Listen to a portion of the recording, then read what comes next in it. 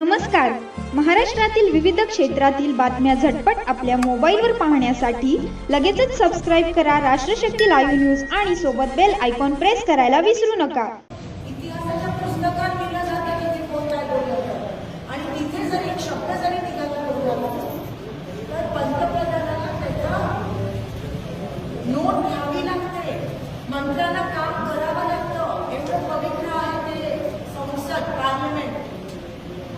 आणि तुम्ही एवढं विश्वासाने ज्यांना इथे पाठवलं त्यांनी न बोलून त्या पार्लमेंटचा अपमान केला आणि तिथे अपमान त्यांचा केला आणि तुमचा पण अपमान केला हे विसरू नका. न बोलून तुमचा अपमान केला. एवढं काही 5 वर्ष बोलू शकतो. मला विधानसभेत जेव्हा जेव्हा संधी मिळते तेव्हा तेव्हा मी बोलते, हे खुलास बोलते. आणि भाजपच्या विरोधात का बोलते? भाजपच्या विरोधात कारण का तुमची बाजू मांडायची, लोकांची बाजू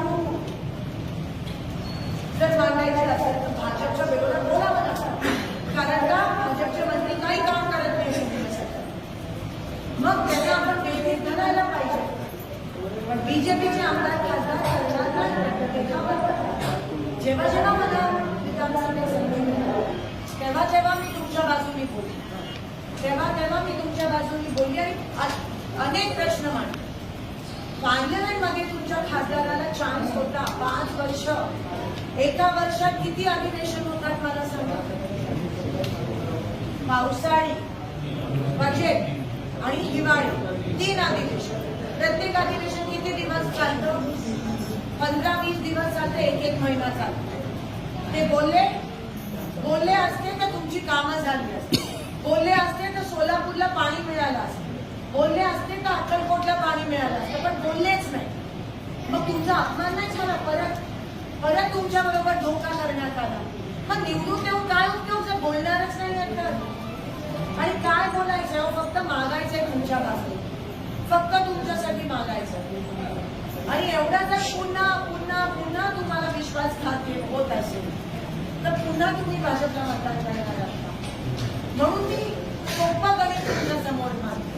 मी माझ्यासाठी मतदान मागायला आली नाही, मी तुमच्यासाठी मतदान मागायला. तुमची लढाई आहे, आपल्या सगळ्यांची लढाई आहे. मला 3ला माझ्या लोकांनी निवडून दिलं शहर मध्ये, कारण का मी काम करते. आणि मतदान कामावर झालं पाहिजे, धर्मावर नाही. मतदान कामावर झालं पाहिजे, धर्मावर.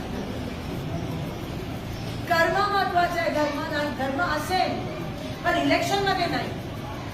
आणि कोण लोक धर्म वापरतात इलेक्शन मध्ये? जे काम करत नाही ते धर्म वापरतात. तुम्ही भाजपचा उमेदवार जर तुमच्या इथे आला, तुम्ही एकच प्रश्न त्याला विचारा, त्याची बोलती बंद. मागच्या 10 वर्षात सोलापूरमध्ये भाजपच्या खासदारांनी काय केलं आम्हाला लेखा दे. त्यांनी बोलूच शकणार नाही. त्यांनी परत शिंदे साहेबांवरच येईल. तेवढंच आहे त्यांचं काम. किंवा धर्म जातपात वापरेल आणि तुम्हाला तोडण्याचा प्रयत्न किंवा इमोशनली ब्लॅकमेल करण्याचा प्रयत्न करेल. तुम्हाला ठरवायचं. ज्या माणसाने, ज्या शिंदे साहेबांनी धर्म जातपात कधीच केली नाही, तुम्ही त्यांना जेव्हा जेव्हा निवडून आलं तेव्हा तेव्हा त्यांनी काम केलं. आणि ज्या माणसाला धर्म जातपात बघून निवडून आलं ते काम करत नाही. तुमच्या समोर 2 उदाहरणं. अजून किती तुम्ही फसता?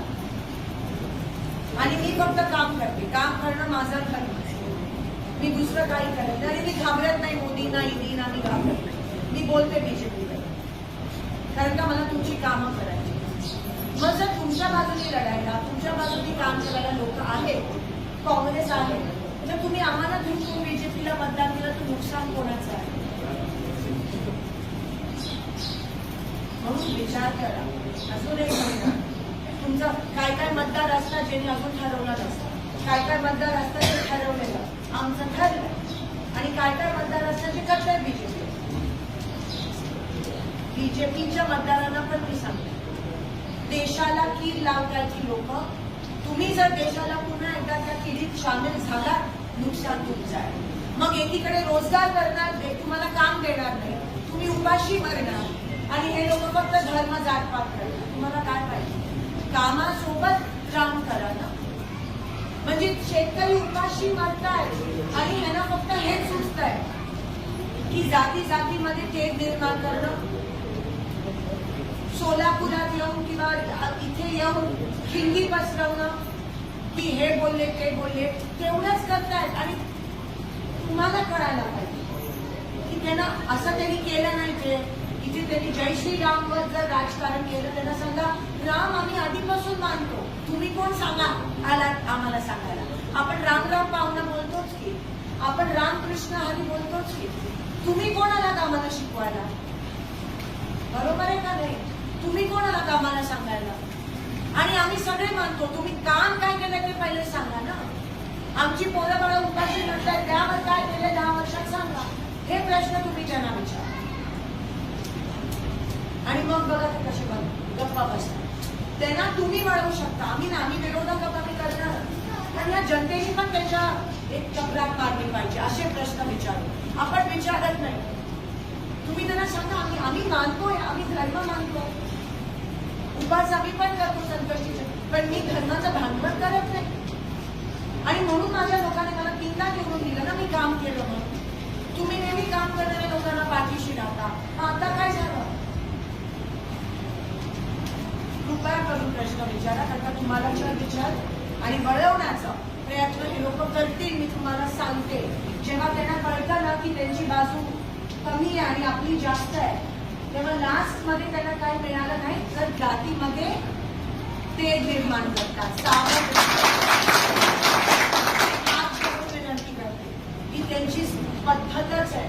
मागच्या वेळेस पण पुलवामा घडवलं, त्यांचे अधिकारी म्हणाले घडलं नाही. आणि कसं घडवलं? आपल्या जवानांच्या रक्तावर. वा, एवढं जर खालच्या पातळीला जाऊ शकतात, तर आता तुम्हाला त्यांची मानसिकता कळली पाहिजे. म्हणून आम्ही आहोत. मला काम माहिती, मी तुमच्यासाठी लढते. आपली ही लढाई. पुन्हा एकदा काँग्रेसचे दिवस आणा या देशात, नाहीतर आपली परिस्थिती खूप वाईट होईल. आपण 20 वर्ष मागे जाऊ.